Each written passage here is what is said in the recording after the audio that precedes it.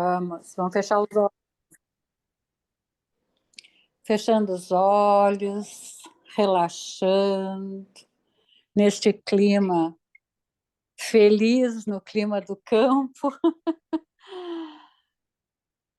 Vamos agradecer este momento mágico nas nossas vidas, elevando o nosso pensamento ao alto, nos conectando com os nossos mentores espirituais, guias e protetores, com essa egrégora de luz que se faz presente nesse momento.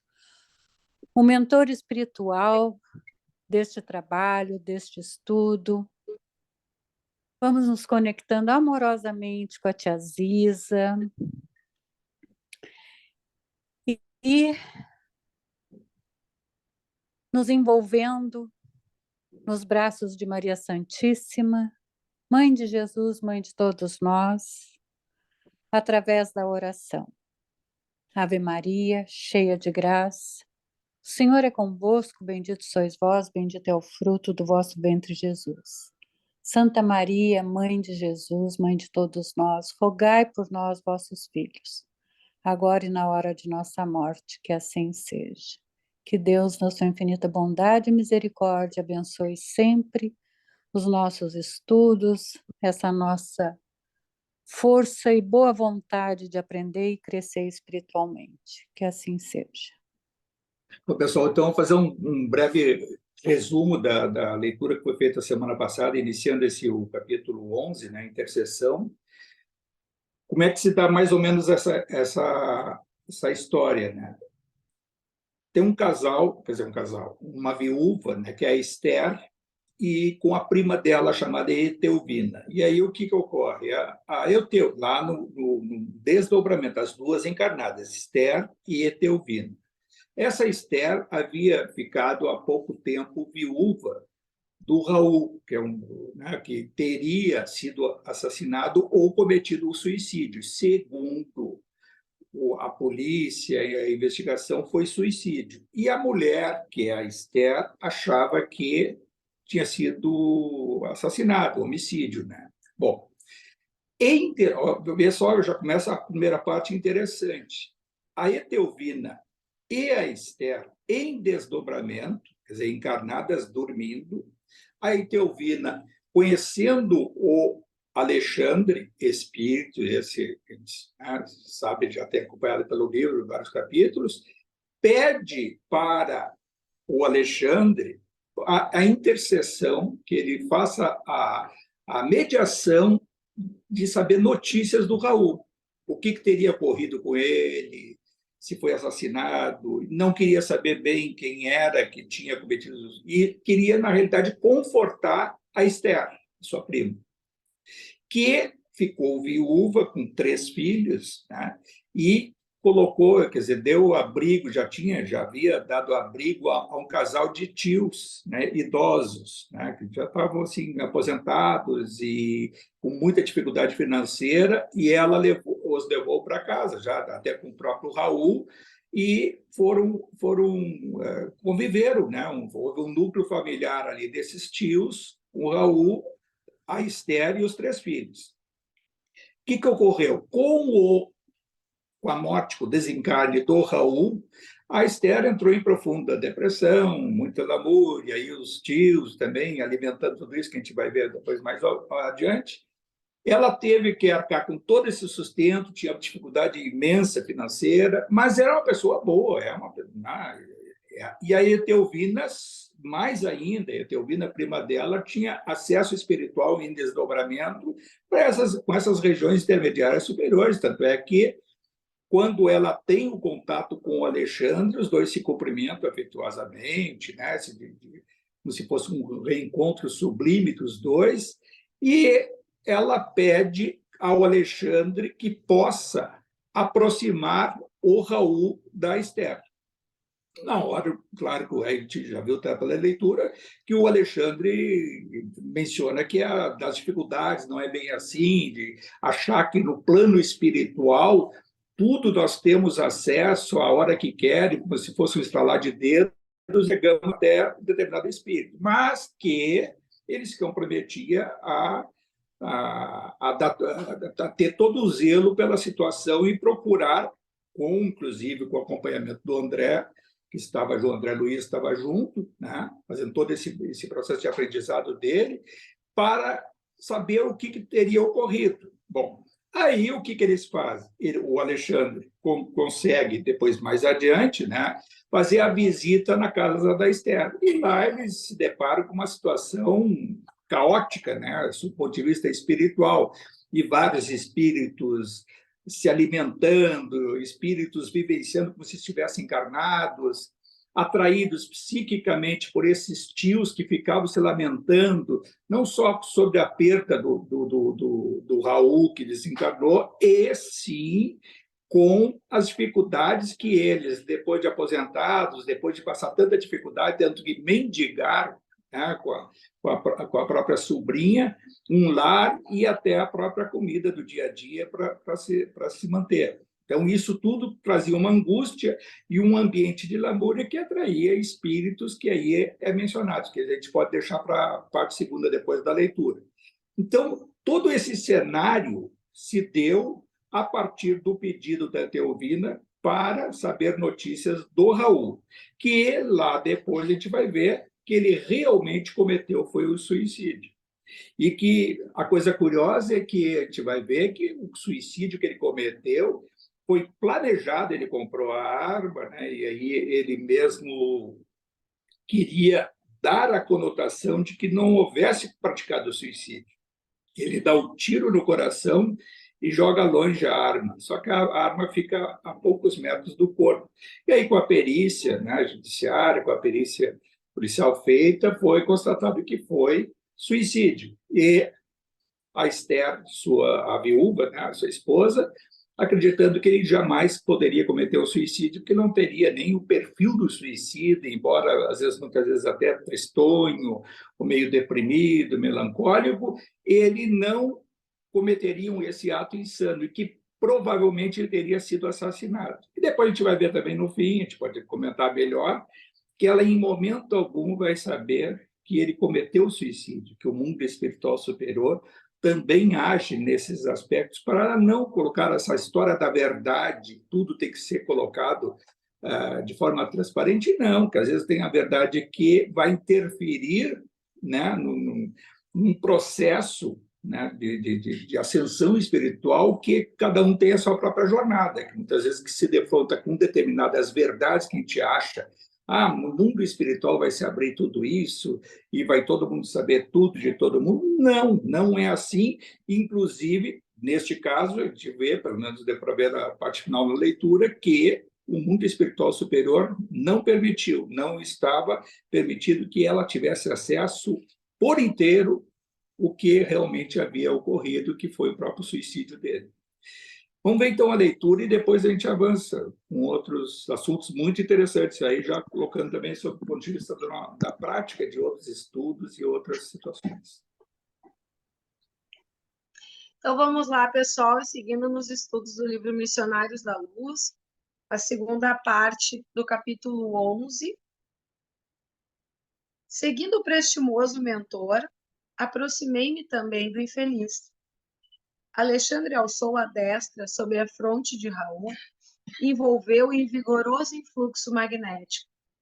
Dentro de poucos instantes, Raul permanecia cercado de luz, que foi vista imediatamente pelos seres da sombra, observando eu que a maioria se afastou, lançando gritos de horror. Vendo a claridade que rodeara a vítima, estavam lívidos, espantados. Um dos algozes mais corajosos replicou em voz alta: deixemos este homem entregue à sua sorte. Os espíritos poderosos estão interessados nele. Larguemo-lo. Enquanto se retiravam os verdugos apressadamente, como se temessem algo que eu não podia compreender ainda, em face da aproximação bendita daquela luz que vinha de mais alto, perdia-me em dolorosas interrogações íntimas.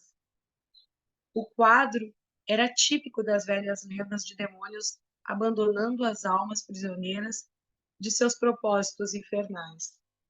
As palavras espíritos poderosos haviam sido pronunciadas com indisfarçável ironia. Pela claridade que envolvera o suicida, sabiam eles que estávamos presentes e, embora fugissem medrosos, alvejavam-nos com zombarias. Aos poucos, o matadouro de grandes proporções estava deserto de vampiros vorazes. Alexandre, dando por fim da operação magnética, tomou a mão do amigo sofredor, que parecia imbecilizado pela influenciação maligna, e conduzindo para fora, a caminho do campo, falou-me bondoso. Não guarde no coração as palavras irônicas que ouvimos. Esses irmãos desventurados merecem a nossa maior compaixão. Vamos ao que nos possa interessar. Recomendou-me amparar o novo amigo, que parecia inconsciente de nossa colaboração, e depois de alguns minutos de marcha, estacionávamos sob árvore frondosa, depondo o irmão enfraquecido e cambaleante sobre a relva fresca. Impressionado com seu olhar inexpressível, solicitei os esclarecimentos do orientador, cuja palavra amiga não se fez esperar. O pobrezinho permanece temporariamente desmemoriado. O estado dele, depois de tão prolongada sucção de energias vitais, é de lamentável inconsciência. Em face da minha estranheza, Alexandre acrescentou: Que deseja você? Esperaria por aqui o processo de menor esforço? O magnetismo do mal está igualmente cheio de poder, mormente para aqueles que caem voluntariamente sob seus tentáculos. Em seguida, inclinou-se paternalmente sobre o desventurado suicida e indagou: Irmão Raul, como passa? Eu, murmurou infeliz, como se estivesse mergulhado em profundo sono. Não sei, nada sei. Lembra-se da esposa? Não, respondeu o suicida de modo vago. O instrutor levantou-se e disse-me: A inconsciência dele é total. Precisamos despertá-lo. Em seguida, determinou que eu permaneceria ali, em vigilância, enquanto buscaria recursos necessários. Não poderemos acordá-lo por nós mesmos? Interroguei admirado. O orientador sorriu e considerou. Bem se reconhece que você não é veterano em serviços intercessórios. Esquece-se de que vamos despertá-lo não só para a consciência própria, senão também para a dor? Romperemos a crosta de magnetismo inferior que o envolve e Raul regressará ao conhecimento da situação que lhe é própria. Entretanto, sentirá o martírio do peito varado pelo projetil, fugirá de angústia ao contato da sobrevivência dolorosa, criada, aliás, por ele mesmo. Ora, em tais casos, as primeiras impressões são francamente terríveis e escoam-se algumas horas antes de seguro alívio. E como outras obrigações esperam por nós, será conveniente entregá-lo aos cuidados de outros amigos. As observações calaram-me profundamente. Decorridos 20 minutos aproximadamente, Alexandre voltou, acompanhado de 2 irmãos que se prontificaram a conduzir o infeliz, e daí a algum tempo encontrávamos-nos em uma casa espiritual de socorro urgente, localizada na própria esfera da crosta. Via-se que a organização atendia a trabalhos de emergência, porquanto o material de assistência era francamente rudimentar. Adivinhando-me o pensamento, Alexandre explicou. No círculo de vibrações antagônicas dos habitantes da crosta, não se pode localizar uma instituição completa de auxílio. O trabalho de socorro, desse modo, há de sofrer incontestável deficiência. Esta casa, porém, é um hospital volante que conta com a abnegação de muitos companheiros. Deposto Raul num leito-alvo, o devotado instrutor começou a aplicar-lhe passes magnéticos sobre a região cerebral.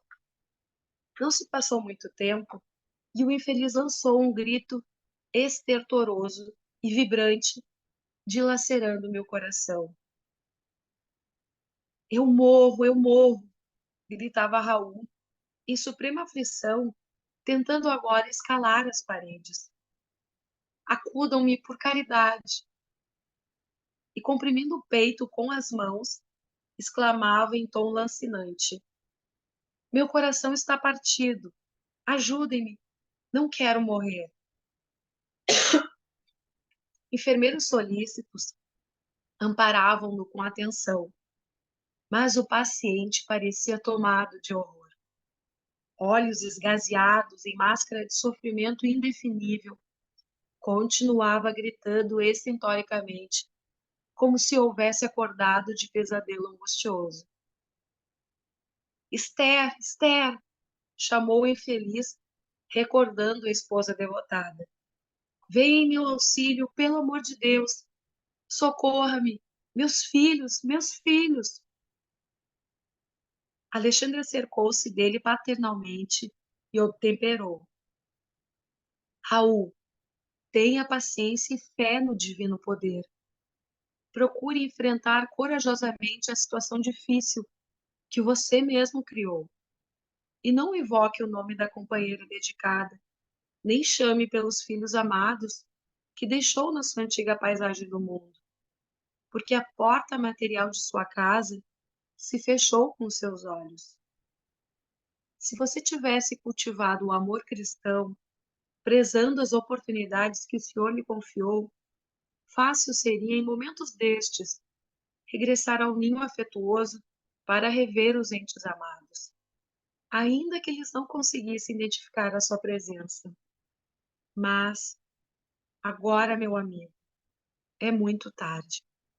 É necessário aguardar outro ensejo de trabalho e purificação, porque a sua oportunidade, com o nome terrestre de Raul, está finda. Imenso pavor a estampar-se-lhe no semblante, o interpelado revidou. Estarei morto porventura? Não sinto o coração varado de dor? Não tenho as vestes ensanguentadas? Será isso morrer? Absurdo! Muito sereno, o bondoso instrutor voltou a falar. Não empunhou a sua arma contra o próprio peito? Não localizou o coração para exterminar a própria vida? Ó, meu amigo, podem os homens enganar uns aos outros, mas nenhum de nós poderá eludir a justiça divina. Revelando extrema vergonha, ao sentir-se descoberto, o suicida prorrompeu em soluços, murmurando: Ah, desventurado que sou, 1000 vezes infeliz. Alexandre, contudo, não tornou a falar-lhe naquela circunstância.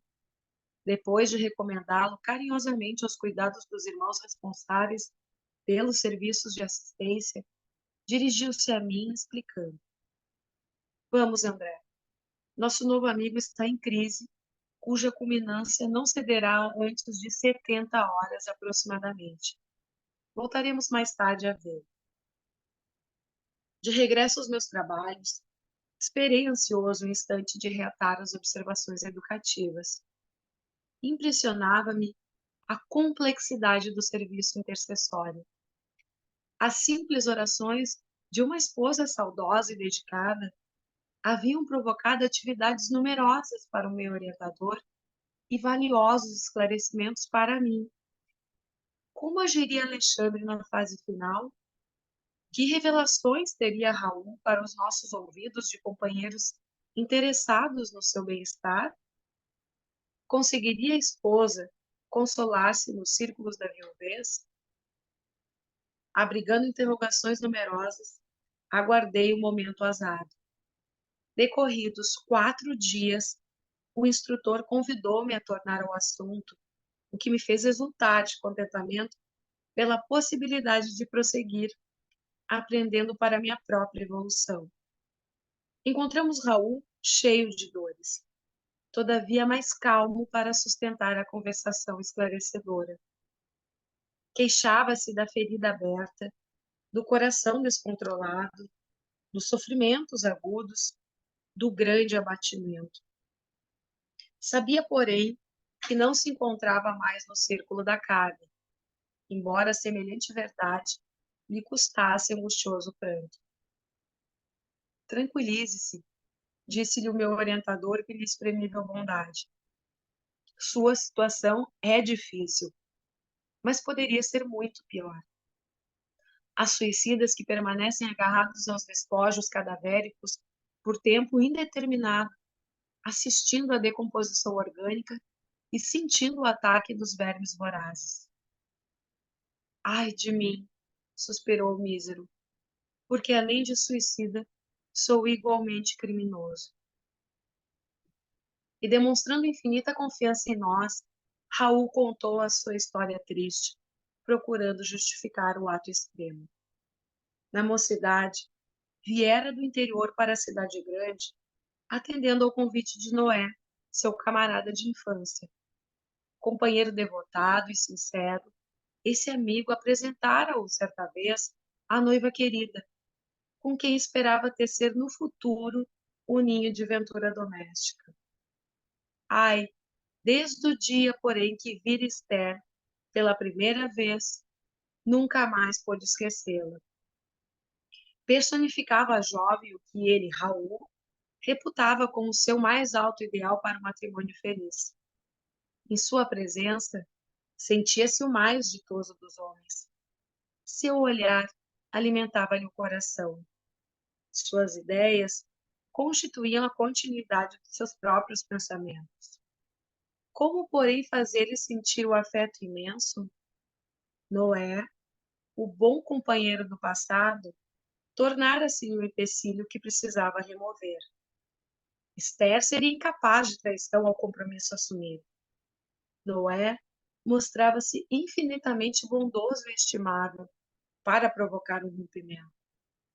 Foi então que lhe nasceu no cérebro a tenebrosa ideia de um crime. Eliminaria o rival. Não cederia sua felicidade a ninguém. O colega deveria morrer.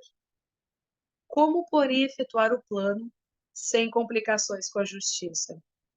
Enseguecido pela paixão violenta, passou a estudar minuciosamente a realização de seus criminosos propósitos e encontrou uma fórmula sutil para a eliminação do companheiro dedicado e fiel.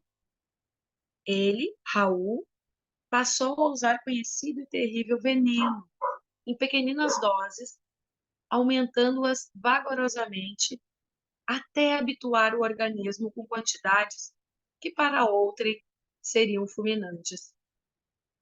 Atingido o padrão de resistência, convidou o companheiro para o jantar e propinou-lhe o veneno odioso em vinho agradável que ele próprio bebeu sem perigo algum.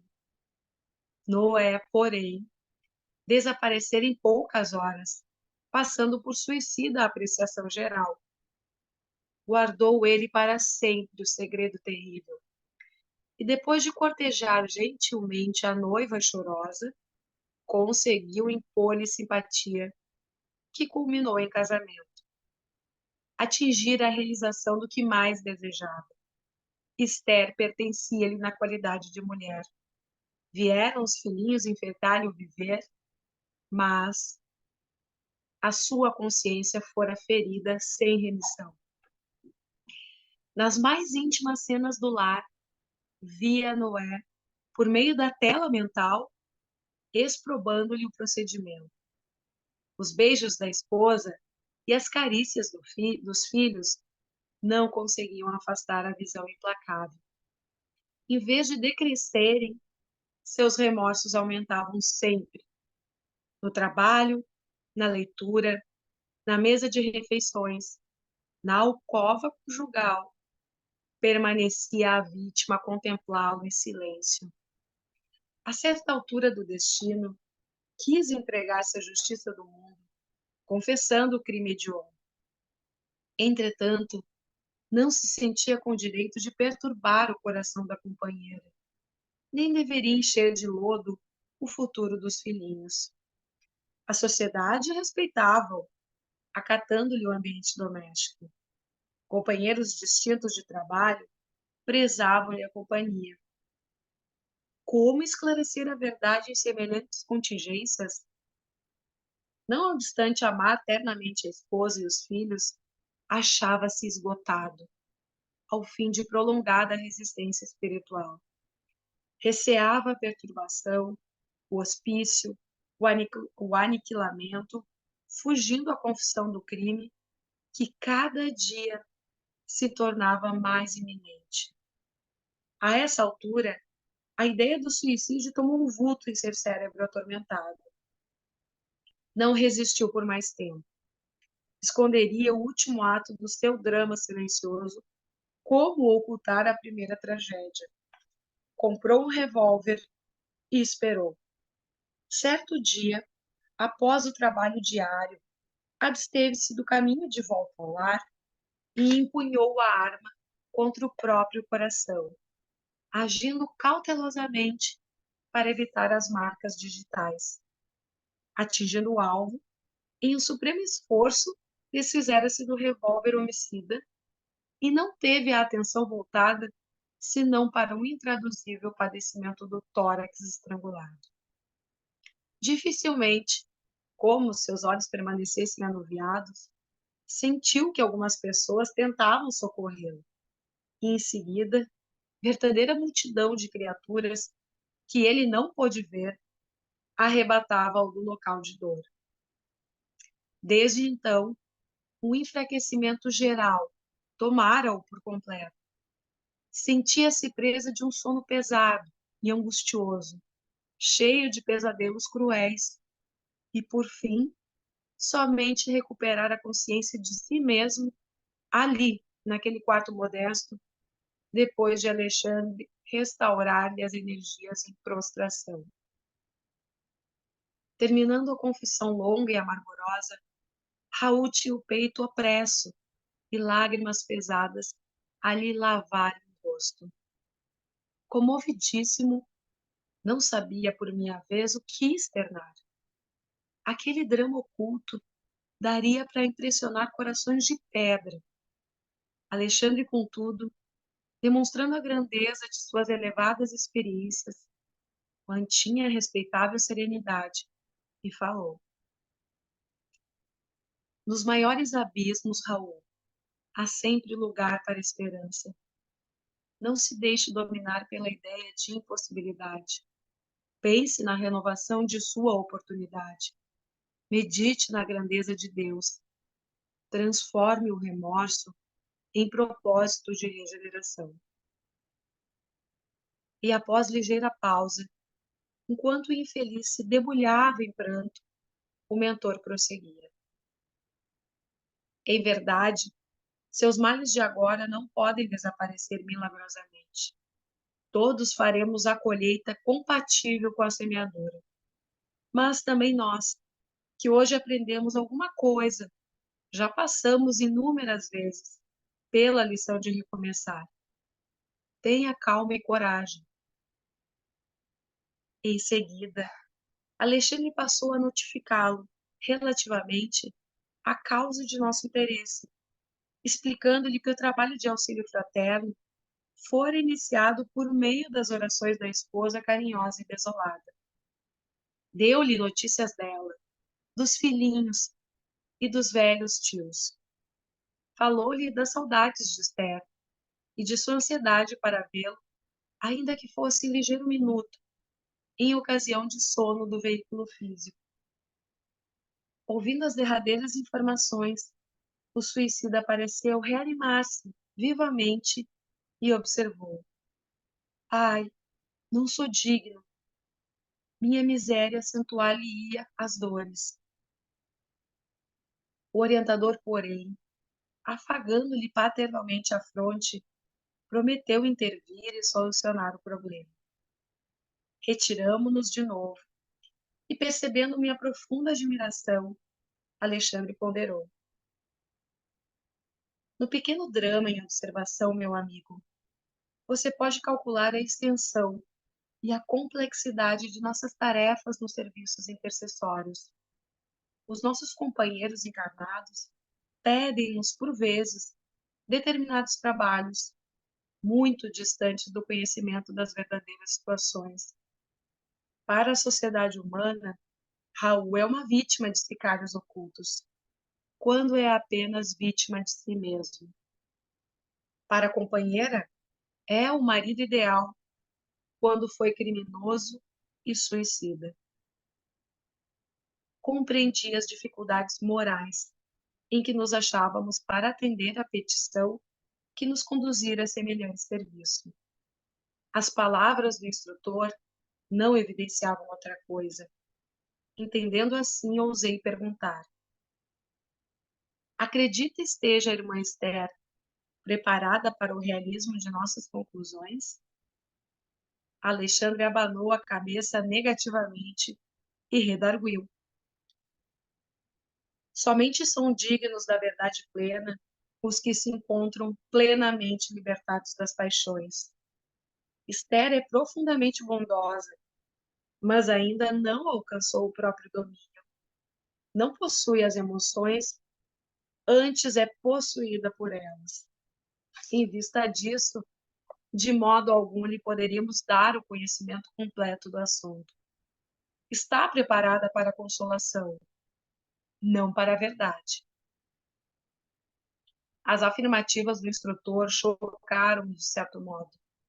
De que maneira omitir os pormenores da tragédia? Não seria faltar à realidade? Por que processo confortar a esposa saudosa, ocultando-lhe o sentido verdadeiro dos acontecimentos? Alexandre, porém, compreendeu minhas indagações e observou.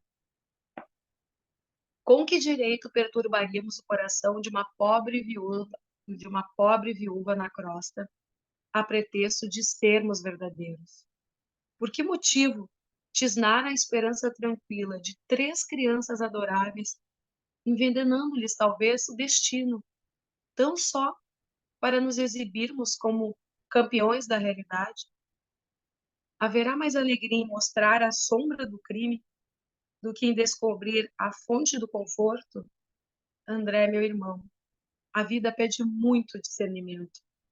Cada palavra tem sua ocasião. Como cada revelação, o seu tempo. Não podemos compreender um serviço de socorro com o esmagamento do suplicante. A oração de Esther não lhe poderia ser portadora de desalento. Por isso mesmo, nem todos recebem, quando querem, a delegação de mais alto para o serviço de assistência. Registrei a observação.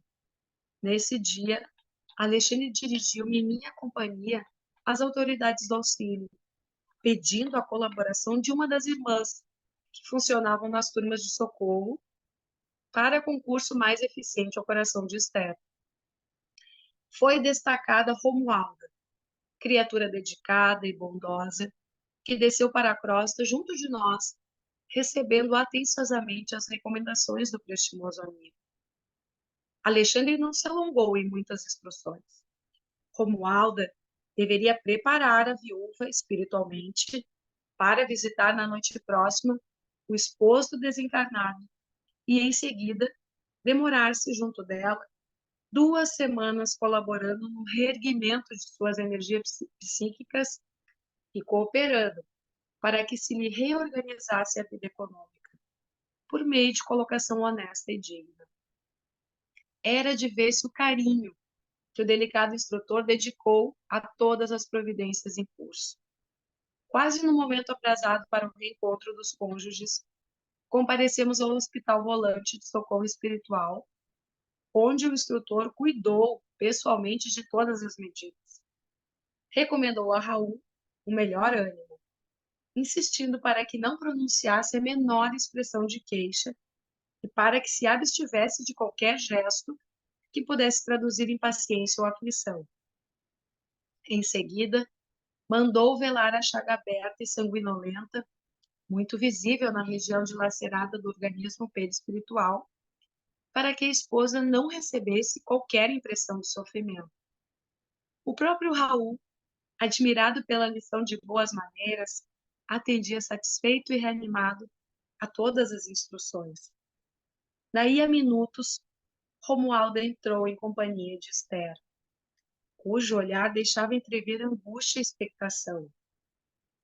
Alexandre tomou-a pelo braço e mostrou-lhe o companheiro estendido no leito alto. Raul, Raul! Gritou a viúva desolada, provisoriamente liberta do corpo carnal, dilacerando-me o coração pelo doloroso tom de voz. A comoção dela era extrema. Quis prosseguir e não pôde. Dobraram-se-lhe os joelhos e encontrou-se genuflexa junto ao leito do esposo, soluçando. Reparei que os olhos dele permaneciam marejados de pranto, que não chegava a cair. Alexandre fixava-o com firmeza, dando-lhe a entender a necessidade de coragem para o angustioso testemunho. Como a criança interessada em conhecer as recomendações paternas, o suicida acompanhava os menores gestos do nosso generoso orientador. E porque Alexandre lhe fizera ligeiro sinal, Raul tomou a destra da companheira em lágrimas e falou: Não chores mais, Esther. Tem confiança em Deus. Vela pelos nossos filhinhos e ajuda-me com a tua fé. Vou indo muito bem. Não há razão para que nos lamentemos. Querida, a morte não é o fim. Aceita a vontade do Pai, como estou procurando aceitar. Nossa separação é temporária. Nunca te esquecerei. Estarás em meu coração onde eu estiver. Também estou saudoso de tua companhia, de tua dedicação. Mas o Altíssimo nos ensinará a transformar saudades em esperanças. As palavras do suicida, bem como a doce inflexão de sua voz, surpreendiam minha observação. Raul demonstrava um potencial de delicadeza e finura psicológica que até aí não revelara a meus olhos. Foi então que, aguçando a percepção visual, notei que fios tenuíssimos de luz ligavam a fronte de Alexandre ao cérebro dele, e compreendi que o instrutor lhe ministrava vigoroso influxo magnético, amparando-o na difícil situação. Ouvindo-lhe as expressões consoladoras, a viúva pareceu reanimar-se, exclamando lacrimosa: Oh, Raul, eu sei que agora estamos separados pelos abismos da sepultura. Sei que devo esperar a decisão suprema para unir-me contigo para sempre. Ouve, auxilia-me na terra, na viuvez inesperada e dolorosa. Levanta-te e vem para nossa casa, dar-me esperança ao espírito abatido. Defende-nos ainda contra os maus. Não me deixes sozinha com os nossos filhinhos que tanto precisam de ti. Pede a Deus essa graça e vem ajudar-nos até o fim. Embora continuasse estirado no leito, o interpelado afagou-lhe carinhosamente os cabelos e respondeu: Tem coragem e fé. Lembra-te, Esther, de que existem padecimentos maiores do que os nossos, e conforma-te. Vou fortalecer-me e trabalharei ainda por nós. Assim como me esperas a assistência, esperar-te-ei a confiança. O Senhor não nos confia problemas dos quais não sejamos dignos. Volta para nossa casa e alegra-te. Não tenhas medo da necessidade. Nunca nos faltará a bênção do pão. Procura a alegria do trabalho honesto e semeia o bem através de todas as oportunidades que o mundo te ofereça. a prática do bem dá saúde ao corpo e alegria ao espírito. E Deus, que é bom e justo, abençoará nossos filhinhos para que eles sejam felizes ao teu lado. Não te demores mais, volta confiante, guarda a certeza de que eu estou vivo e de que a morte do corpo é somente a necessária transformação. Compreendendo que a oportunidade do reencontro estava a esgotar-se, revelou à ansiosa esposa extrema curiosidade e aflição, fitando o companheiro através das lágrimas, e perguntou: Raul, antes que me vá, dize-me francamente, que aconteceu? Quem te roubou a vida? Notei que o interpelado mostrou no olhar terrível angústia, ante a indagação inesperada. Quis talvez confessar a verdade, fazer luz em torno de suas experiências extintas, mas o socorro magnético de Alexandre não se fez esperar. Jato de intensa luminosidade partiu da mão do orientador, que a essa altura da conversação mantinha sobre a fronte do suicida a destra protetora.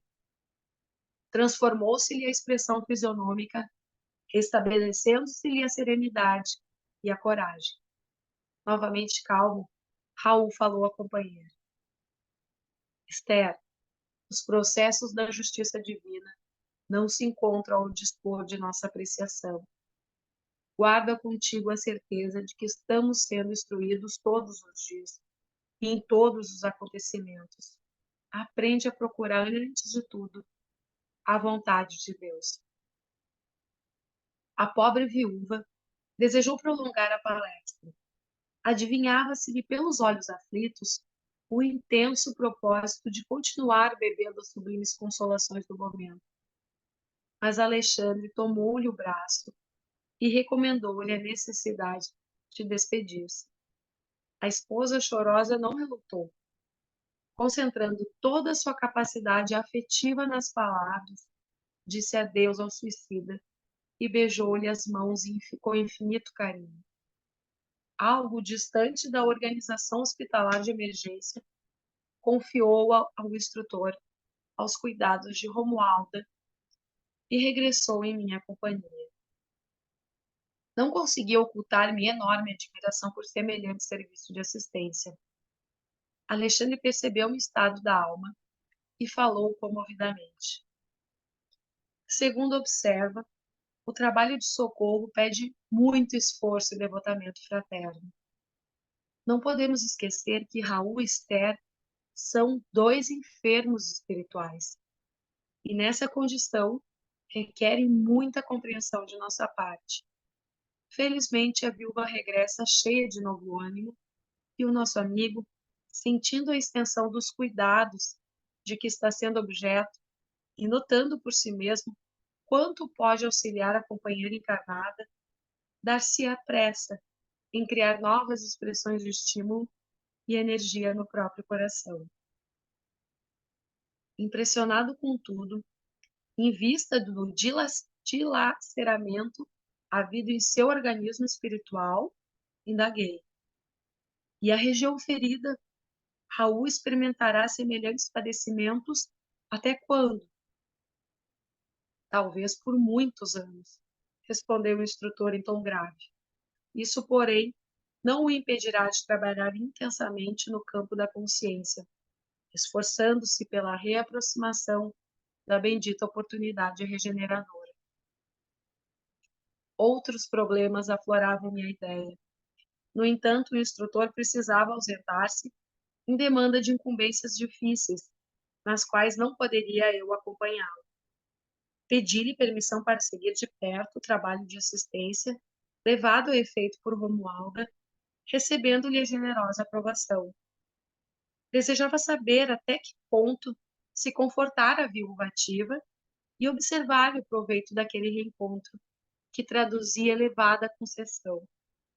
No dia seguinte, voltei ao lar modesto, justamente por ocasião do almoço familiar. Romualda andava aflita. O ambiente interno adquirira novo aspecto. As entidades viciadas não haviam desaparecido totalmente, mas o seu número fora consideravelmente reduzido. Amparando a sua protegida, a irmã auxiliadora recebeu-me com amabilidade. Notificou-me que a viúva amanhecera muito melhor e que ela, Romualda, fizera o possível por manter-lhe a recordação plena do sonho. Como era natural, a pobrezinha não poderia lembrar-se de todas as minúcias. Entretanto, fixara as impressões culminantes, suscetíveis de acordar-lhe a divina esperança e restaurar-lhe o bom ânimo. Recomendou-me verificar por mim mesmo o efeito maravilhoso da providência. De fato, o semblante da viúva ganhara nova expressão. De olhos límpidos e brilhantes, narrava aos tios e aos filhinhos o sublime sonho da noite. Todos a escutavam sob forte interesse, mormente as crianças, que pareciam participar de seu júbilo interior. Esther terminara a narrativa emocionada. Observei então que a velha tia esboçava um gesto de incredulidade, perguntando-me: "E você acredita ter visitado Raul no outro mundo?" "Como não?" redarguiu a viúva sem pestanejar. "Tenho a impressão de suas mãos sobre as minhas, e sei que Deus me concedeu semelhante graça para que eu readquira minhas forças para o trabalho. Despertei hoje profundamente reanimada e feliz. Enfrentarei o caminho com novas esperanças. Esforçar-me-ei e vencerei." "Oh, mamãe, como nos consolam as suas palavras!" murmurou um dos pequenos de olhos muito vivos. "Como desejaria estar com a senhora para ouvir o papai nesse sonho maravilhoso." Nesse instante, o velhinho, que se alimentava em silêncio, ponderou na qualidade de excelente representante da descrença humana. É interessante notar que, tendo Raul consolado tanto seu coração de mulher, nada tem elucidado sobre o crime que o atirou no sepulcro. E Esther, que sentiu a ironia da observação, influenciada pela benfeitora que ali se mantinha, respondeu prontamente: "Muitas vezes, meu tio, saberam ser gratos às bênçãos divinas. Recordo-me, recordo-me desta verdade ao lhe ouvir semelhante raciocínio. Envergonho-me quando me lembro de haver feito interrogação desta natureza ao pobre Raul, abatido e pálido no leito. Basta-me a felicidade de tê-lo visto e ouvido em um mundo que eu não posso compreender agora. Tenho a certeza de que o visitei em algum lugar. Que nos interessa descobrir criminosos quando não podemos levantar-lhe o corpo físico? Em nossa preocupação de punir culpados, sem dar conta de nossas próprias culpas, iremos ao absurdo de desejar ser mais justos do que o próprio Deus? Calou-se o tio pensativo e observei que as crianças sentiam imensa alegria pela resposta maternal. O coração de Esther penetrara a zona lúcida e sublime da fé viva, absorvendo paz, alegria e esperança a caminho de uma vida nova. Ao me despedir, felicitei Romualda pelo seu nobre trabalho. A generosa servidora pôs-me à parte seu projeto de serviço. Permaneceria mais estreitamente ao lado da viúva, insuflando-lhe coragem e bom ânimo. Na semana próxima, contava com a possibilidade de cooperar no sentido de organizar-lhe serviço bem remunerado. Admirei-me ouvindo o programa, principalmente no que tocava ao auxílio material. Entretanto, Romualdo anunciou muito calmo. Quando os companheiros terrestres se fazem merecedores, podemos colaborar em benefício deles com todos os recursos ao nosso alcance, desde que a nossa cooperação não lhes tolha a liberdade de consciência. Roguei-lhe então o obséquio de admitir-me o concurso no dia aprazado para os serviços finais. Romualdo aqueceu bondosamente e, passada uma semana, fui por ela avisado quanto à medida de conclusão dos trabalhos de assistência. Voltei ao lar da viúva, em companhia da digna servidora espiritual que me recomendou. Faça o favor de assistir nossa amiga enquanto vou buscar a pessoa indicada para auxiliá-la. Já movimentei todas as providências cabíveis na situação e não temos tempo a perder. Mantive-me ali em profunda curiosidade e, decorridas 3 horas aproximadamente, alguém bateu à porta, chamando minha atenção. Seguida de Romualda, uma dama distinta vinha ao encontro de Esther, oferecendo-lhe trabalho honesto em sua oficina de costura. A viúva chorava de emoção e de alegria, e enquanto combinavam determinadas medidas de serviço, em um quadro confortador de júbilo geral, a irmã auxiliadora falou-me contente. Agora, irmão André, podemos voltar tranquilamente. O serviço que nos foi confiado está concluído, graças ao Senhor. Final do capítulo 11. Capítulo bem longo, né? Mas com muita, muita informação. A gente tem que voltar um pouquinho lá na parte final da semana passada, quando fala ali da questão tanto dos espíritos que estavam ali se alimentando junto e convivendo junto com a família da Esther e os tios, que a gente pode tirar de informação aí, qual é o ponto de referência dos espíritos sugadores dentro do lar, espírito encarnado, os tios, o casal de tios, se lamentando, lamuriando, pessimistas, se achando. Quantas pessoas a gente convive, às vezes, que se acham não merecedores desse fim de vida? Conversando com pessoas lá já aposentadas, às vezes, o que eu fiz para isso? E aí reclamam, e tanto de aposentadoria, isso, aquilo, tal. Eles, com isso, atraíram os espíritos afins que tinham um ambiente fértil já pela postura do próprio Raul.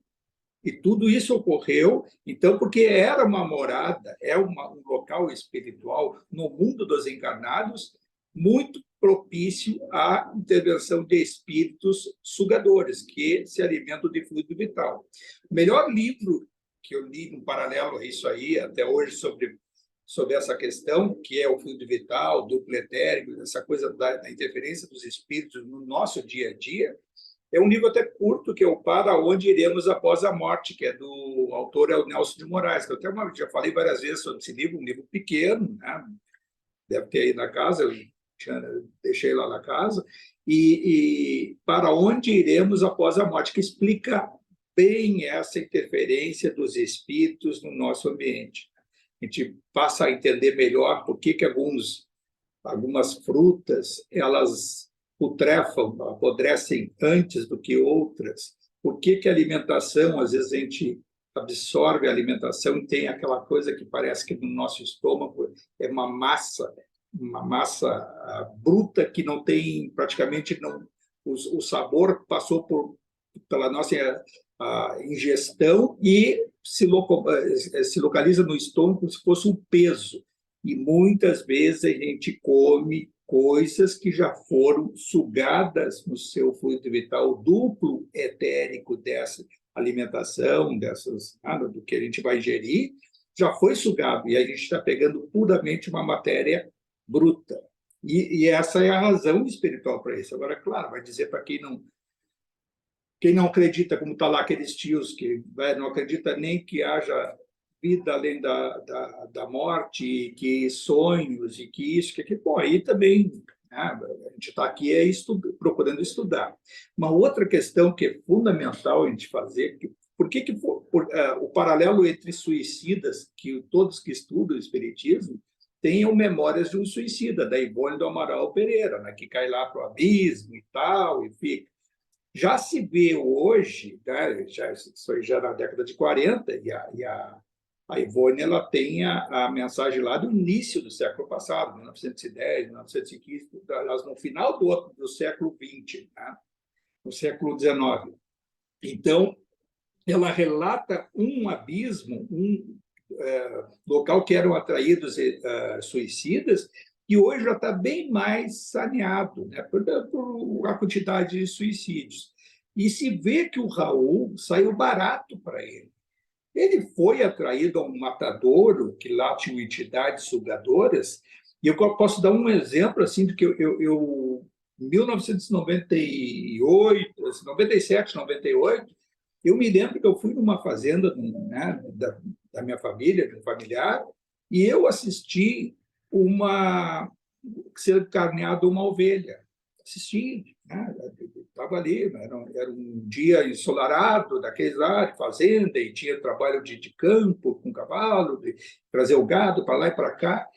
E aí estava pendurada aquela ovelha e foi carneada. Quando jorrou aquele sangue, e eu, naquela época, claro, não tinha nem perto do conhecimento que tenho hoje, mas eu enxerguei aquele sangue jorrando e eu achei, naquele momento, naquele dia, que pelo efeito do sol, né, aquela coisa de manhã, sol no campo, eu estava tendo uma determinada alucinação e eu enxerguei esse sangue jorrando e eu enxerguei com vários morcegos sugando, como se fossem morcegos, né? Coisas pretas sugando, e aí eu estava enxergando aquele sangue quase que se secando. Anos depois, quer dizer, lendo essas obras e fazendo outras reflexões, eu me dei conta de que eu estava percebendo ali, na hora, matando aquela ovelha, e me senti muito mal depois daquilo ali. Eu tive reflexões sobre esse negócio, que até tinha um convite, né, de um irmão, vamos fazer criação de gado, vamos isso. A partir dali, me mudou essa coisa, e eu disse assim, se é para dedicar ao campo, que seja, então, para plantação, agricultura e tal, não pecuária. Essa visão me chamou muita atenção e vejo como é que as coisas se dão. Anos depois é que eu me caiu a ficha de que aqueles morcegos nada mais são do que esses vampirizadores, espíritos que estavam ali sugando o fluido vital. Que é a mesma, vai passar um pouquinho o tempo, tá, pessoal, porque é muito longo, que é a mesma concepção que a gente tem para o sacrifício que é feito com animais quando se dá o sangue. Por que na quimbanda, em trabalho de nação, esses que matam cabrito, matam galo, galinha, seja o que for, aí depende da linha dos orixás e muitas as invocações, mas qual é que é o principal fator? É doar aos espíritos sugadores que praticam o trabalho que vai ser feito, em geral não é coisa de cima, não é para o bem, é para prejudicar, é para interferir, é para fazer essa coisa, por exemplo, vai lá no lar e começa a fazer a discórdia de um casal para gerar uma separação, vai lá e começa a fazer uma intriga profissional para que o cara seja demitido, vai lá e prejudica a ponto do cara pensar em ter um hábito nocivo que vai gerar uma doença que poderá isso. Causa e efeito, lógico, são energias. Então, nesses trabalhos, se dá o fluido vital para os espíritos sugadores se alimentarem, se sentirem inconscientemente, eles não percebem, mas se sentem bem, como se estivessem encarnados, e vão fazer, e recebem parte do pagamento em fluido vital. Em geral, esses pais de santos, as coisas, quando fazem esse trabalho de nação, de quimbanda, eles dizem assim, vai estar dando aqui, se tu conseguires, eu dou mais tantos galos, tantas galinhas, ou cabrito, às vezes até boi, seja lá, a quantidade de fluido vital. Mas o pai de santo sabe que ele está dando sangue porque é fluido vital que alimenta. Ele acha que dando sangue está dando o pagamento do cara. Eles vão se repetindo, tem mediunidade. Mediunidade não significa trabalhar para a luz, né? E essa é a situação para te entender esses trabalhos. E aí se diz, dá certo ou não dá certo? pode, ocasionalmente, dar certo sob esse ponto de vista negativo. Aí vejam quem que os espíritos provavelmente induziram naquele lar, aquele casal, com pensamento negativo, com aquela coisa, com aquela a mentalização sempre de lamúria, né? Então, eles eram o canal para a interferência.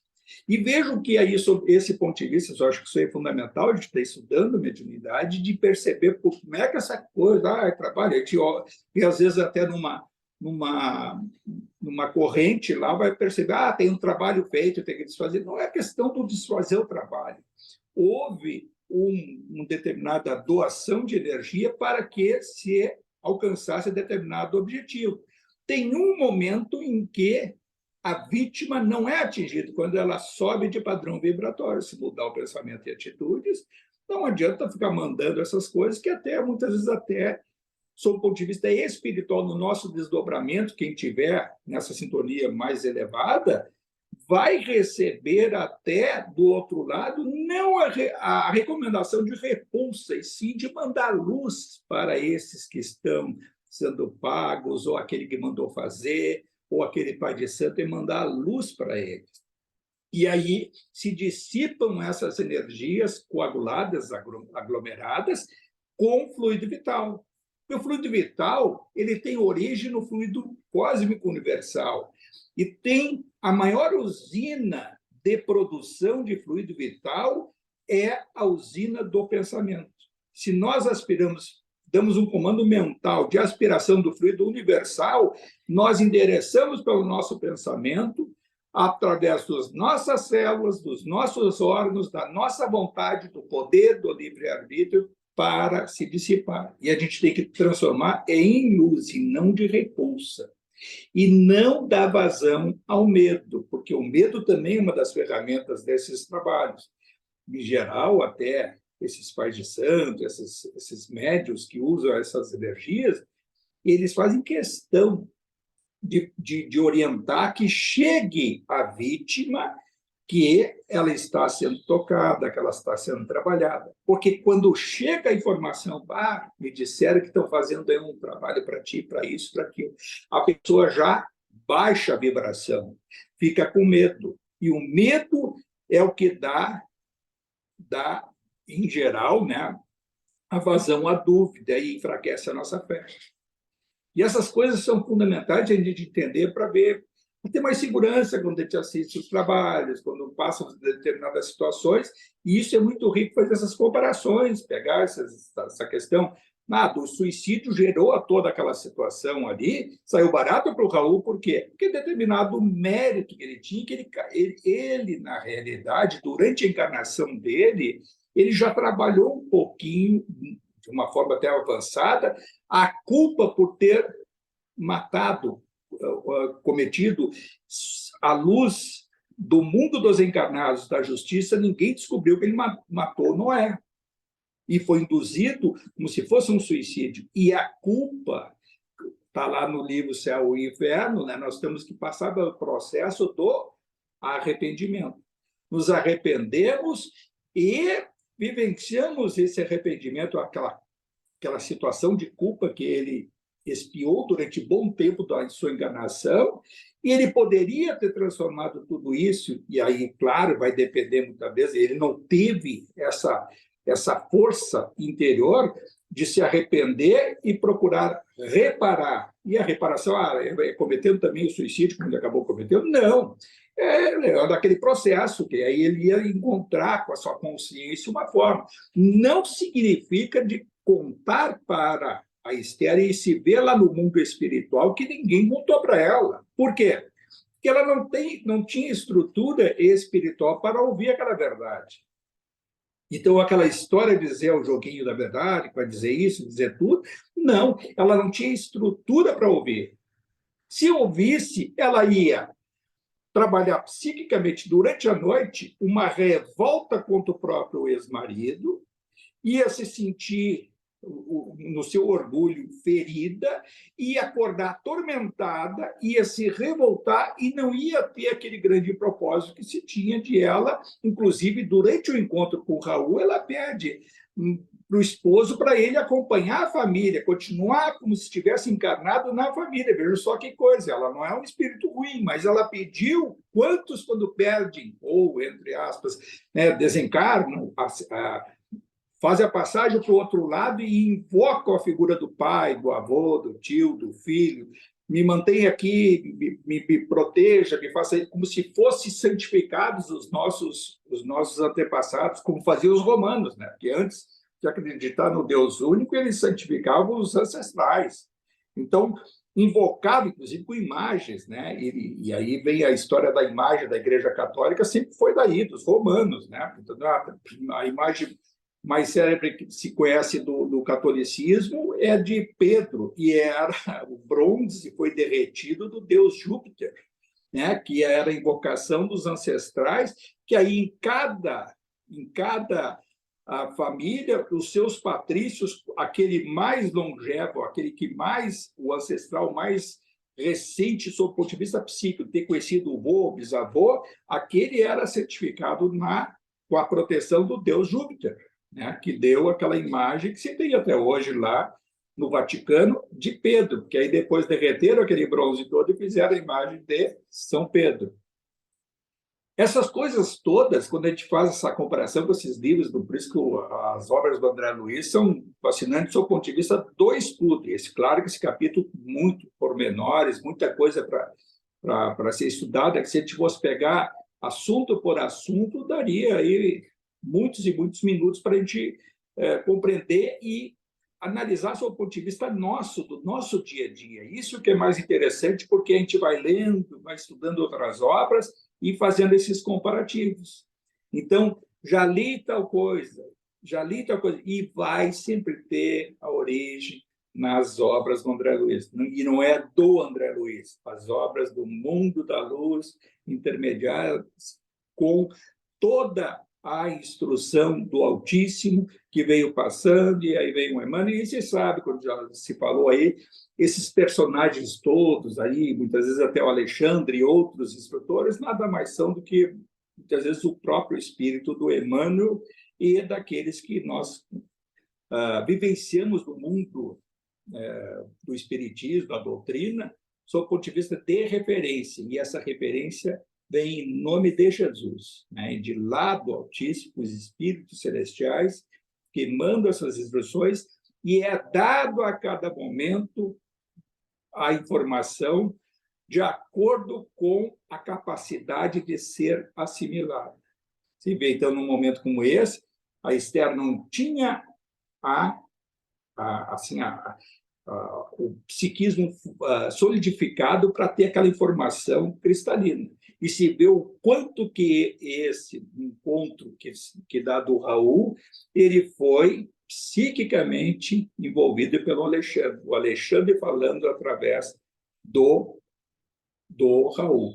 E isso a gente pode trazer, como é que a gente vai trazer para o nosso dia a dia? Quando nós buscamos o momento de oração, de meditação, invocação ao alto, muitas das coisas que nós refletimos, pensamos, elas são do mundo espiritual nos ajudando. E a gente usa muito pouco esse recurso, muito pouco. A gente tem que aprender a usar mais, e não é simplesmente na hora dos estudos, na hora da leitura, como várias e várias vezes a gente sempre fica repetindo esses assuntos, de usar no nosso dia a dia diante de determinados obstáculos. Exercício respiratório, de elevação, de sintonia. Por quê? Porque a gente sabe, tá nas obras do mundo espiritual, quanto mais a gente lê e sabe, tudo passa. E o mundo espiritual, quanto mais nós vamos aprofundando esses estudos, mais a gente vai ver que tudo é um instante. Olha, lendo, não vou falar nem das obras do Inácio Ferreira, da Domingas, do Paulino, do Odilon e muitos outros, né, obras, a gente vai vendo o quanto que o mundo espiritual Por que a maioria dos espíritos, quando desencarnam, não sabe que desencarnaram? Porque a vida continua. Porque a vida do outro lado é muito semelhante a essa, somos duplos. E isso a gente vai esperar chegar do outro lado para ver e se defrontar com uma situação que a gente tem que ficar adormecido? Não, e de despertar, e já compreender, e procurar se inserir, né? Buscar, como diz o Inácio, buscar vassoura, buscar o outro vai dizer, busca isso, busca aquilo, como servir e como se inserir. E quando a gente percebe que do outro lado também, a gente vê ali, o Alexandre, não, que não desvenda nada no mundo espiritual. Não há, no primeiro momento, a própria Teovina, que é um espírito mais respeitável, do seu ponto de vista moral, vai lá e acha assim, Alexandre, tu sabe das notícias do Raul? Não é assim, não desvendam todas as coisas. E o próprio Alexandre teve que ter as informações até chegar ao próprio caso concreto. Vejam só, o próprio Alexandre. Não é assim, aí chega do lado e aí pergunta. Pergunta para o teu espírito, tal mentor, que é isso, que é aquilo. Não é assim. E não é assim também que nós vamos chegar do outro lado e tudo vai ser desvendado. A gente tem a igreja, ela induz a gente a esse processo de culpa, aquela coisa que a gente aprende desde criança, o livrão, então Deus vai ver os nossos pecados e todas as faltas. Não é assim. O processo de despertar de consciência é lento e gradual. E mesmo aqueles que têm um acesso a determinada consciência, nem tudo vai ser desvendado, porque a providência divina trabalha com a perfeição e o amor fraterno. E não é dado à lei criar choque e ruptura para ninguém. Tudo é um processo. O que a gente pode é, pelo poder da vontade, catalisar, acelerar esse processo de evolução. Isso sim, aproveitando cada oportunidade. Então, pessoal, nós passamos um pouco, desculpe aí, mas daqui é um capítulo maior, com muita informação, a gente tem algumas coisas que nós vamos voltar também a comentar. E só, como sempre a gente faz todas as terças-feiras nos nossos encontros, é renovar nossa gratidão.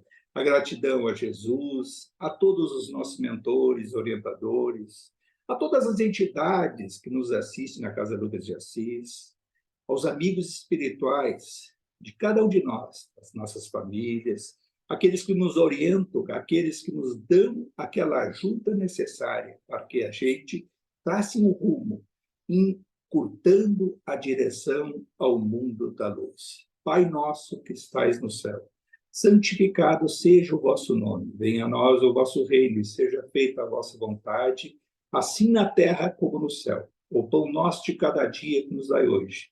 Perdoai as nossas ofensas, assim como nós perdoamos a quem nos tem ofendido. E não nos deixeis cair em tentação, e livrai-nos de todo o mal, Senhor, e que assim seja. Só então,